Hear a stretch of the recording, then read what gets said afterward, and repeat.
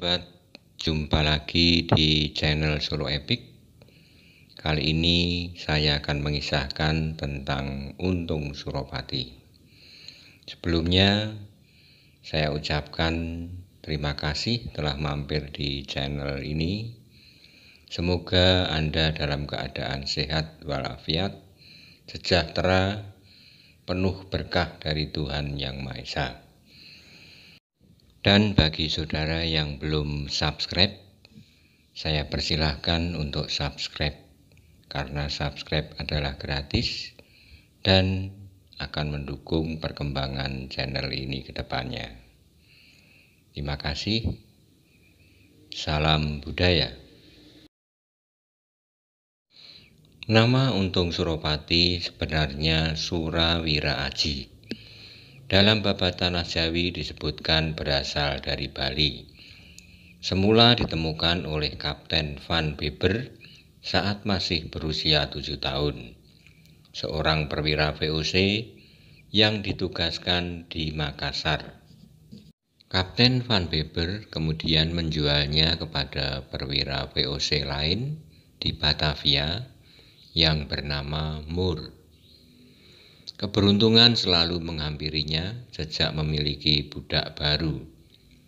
Kekayaan Moore meningkat dan karirnya pun menanjak pesat. Budak kecil itu dianggap pembawa keberuntungan sehingga diberi nama Si Untung. Suatu skandal membawa Untung dalam masalah ketika berumur 20 tahun menjalin hubungan dengan putri Moore yang bernama Susane. Ia dimasukkan penjara. Di dalam penjara, Untung kemudian menghimpun para tawanan untuk diajak kabur dan menjadi buronan ketika berhasil kabur dari penjara. Nama Suropati diperoleh ketika terjadi perselisihan dengan anak angkat Sultan Cirebon yang bernama Suropati. Peristiwa itu terjadi ketika Untung mendapat tugas menjemput Pangeran Purbaya, putra Sultan Ageng Tirtoyoso Banten. Banten dapat dikalahkan VOC pada tahun 1683. Namun Pangeran Purbaya, putra Sultan, tidak mau menyerah dan melarikan diri ke Gunung Gede. Dia mau menyerah dan dibawa ke benteng Tanjung Pura Karawang dengan syarat yang menjemputnya adalah perwira yang berasal dari pribumi. Maka Kapten Rus, pemimpin benteng Tanjung Pura, menemukan Untung dan pengikutnya, kemudian dibujuk agar mau dijadikan serdadu VOC dan dilatih kemiliteran. Berkat kecerdasannya, Untung dapat menyelesaikan pelatihan dan diberi pangkat letnan. Untung berangkat ke Gunung Gede untuk menjemput Pangeran Purbaya. Kemudian dalam perjalanannya, serdadu-serdadu Belanda pimpinan Van Rickhoffler berbuat sewenang-wenang terhadap Pangeran Purbaya. Untung tidak mentolerir perlakuan itu. Koffler juga melecehkan Untung dengan mengatakan bahwa ia tetap saja sebagai budak dan masih menjadi buronan. Untung masih berusaha mengendalikan diri, namun karena hinaan yang bertubi-tubi, akhirnya pertahanan dirinya tak terbendung lagi. Dalam kemarahannya, Untung bersama pasukannya menghabisi Koffler dan serdadunya ketika berada di tepi sungai Cikalong dekat Cianjur pada tanggal 28 Januari tahun 1684. Usai tragedi berdarah itu, Pangeran Purbaya tetap bersikukuh untuk menyerahkan diri kepada VOC. Hal ini bertentangan dengan prinsip istrinya, yaitu Raden Ayu Kusuma, yang menolak tunduk kepada Belanda. Ketegangan yang terjadi menyebabkan persimpangan jalan. Pangeran Purbaya menuju Tanjung Pura bersama pengawalnya, sedang istrinya diantarkan Untung ke Kartasura untuk kembali ke rumah orang tuanya di Kartasura yang menjadi pejabat tinggi istana. Witing tresno jalaran kulino. Pepatah Jawa mengatakan yang artinya awal dari jatuh cinta karena terbiasa bersama. Dalam perjalanan panjang menuju Kartasura, Raden Ayu Gusik Kusuma menaruh hati kepada Untung. Sementara VOC melakukan pengejaran di bawah pimpinan Jacob Koper, terjadi pertempuran di Raja Polah dengan jatuh korban di kedua belah pihak, namun lebih parah di pihak VOC. Perjalanan dilanjutkan menuju Cirebon, sekalian untuk menghadap Sultan karena Kesultanan Cirebon berhubungan baik dengan Mataram.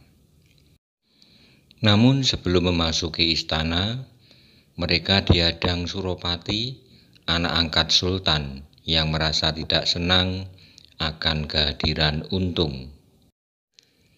Suropati mengungkap-ungkap masa lalu Untung yang dikatakan sebagai budak dan menjadi buronan VOC. Terjadi kericuhan sebelum merebak menjadi peperangan.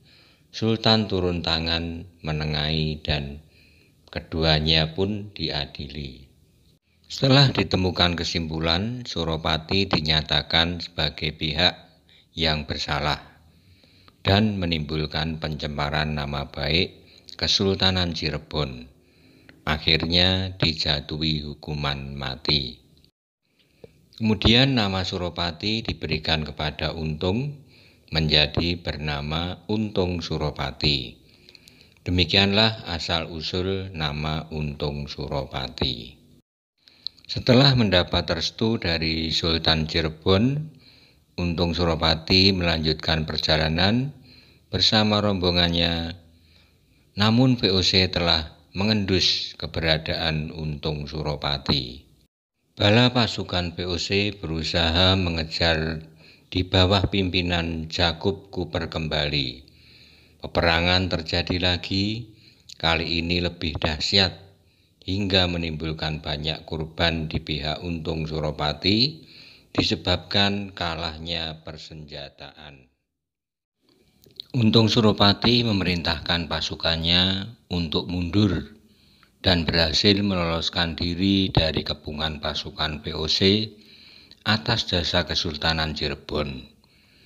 Dapat memasuki wilayah Mataram dan segera menuju ke Kartasura.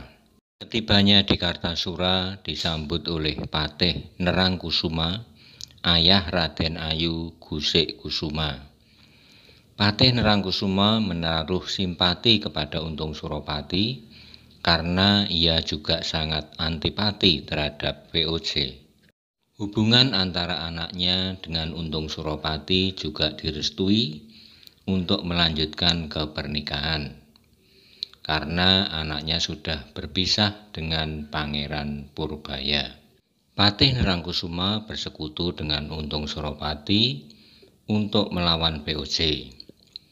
Kesempatan terbuka ketika VOC mendesak Sunan Amangkurat II untuk menyerahkan Untung Suropati.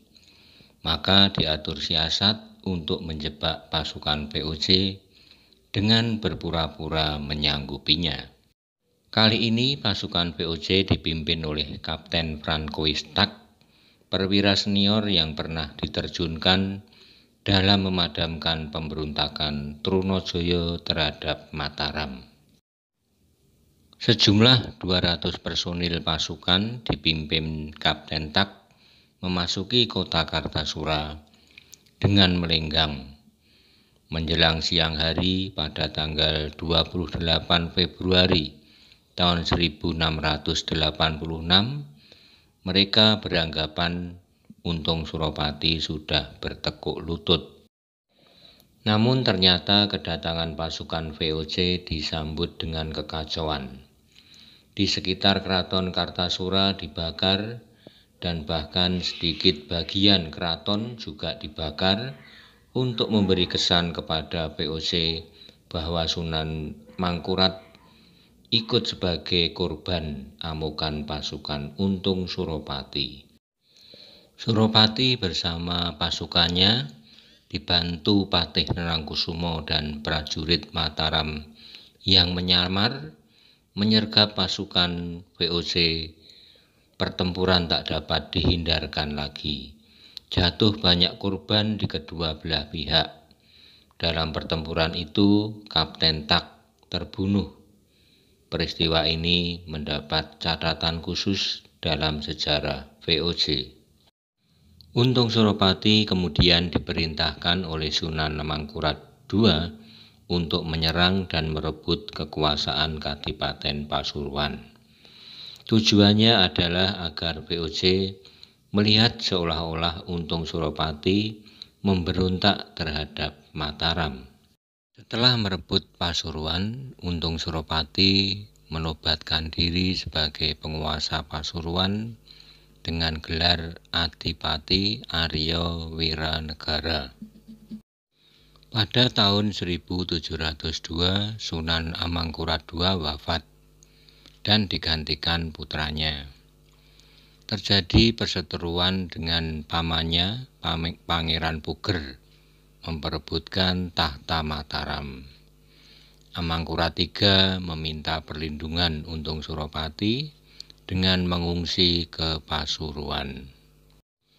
Sementara VOC mengerahkan pasukannya ke timur untuk menyerbu Pasuruan. Terjadi pertempuran sengit di Bangil. Benteng pertahanan Suropati dapat ditembus. Untung Suropati terluka parah dan dilarikan prajuritnya ke tempat yang aman. Namun akhirnya Untung Suropati wafat. Sebelum wafat berpesan agar merahasiakan kematiannya dengan cara meratakan pemakamannya dengan tanah. Namun ketika pasukan VOC sedang mencari keberadaan Amangkurat III, mereka menemukan makam Untung Suropati dan dibongkarnya makam, lalu jenazah Untung Suropati dibakar, kemudian abunya dibuang ke laut. Meskipun telah ditinggalkan Untung Suropati, untuk beberapa waktu pasukannya yang merupakan gabungan orang-orang Jawa dan Bali masih melakukan aksi perlawanan, sering terlibat pertempuran dengan pasukan VOC. Demikian pula putra-putranya, Raden Penganten, Raden Suropati, dan Raden Surodilogo, sehingga pada tahun 1723 bersama rombongan Amangkurat III mereka diasingkan ke Sri Lanka agar tidak menimbulkan kerepotan VOC Belanda. Kegigihan Untung Suropati dalam melawan VOC Belanda ini sangat menginspirasi masyarakat, sehingga melalui surat keputusan Presiden RI tertanggal 3 November 1975, Untung Suropati ditetapkan sebagai pahlawan nasional.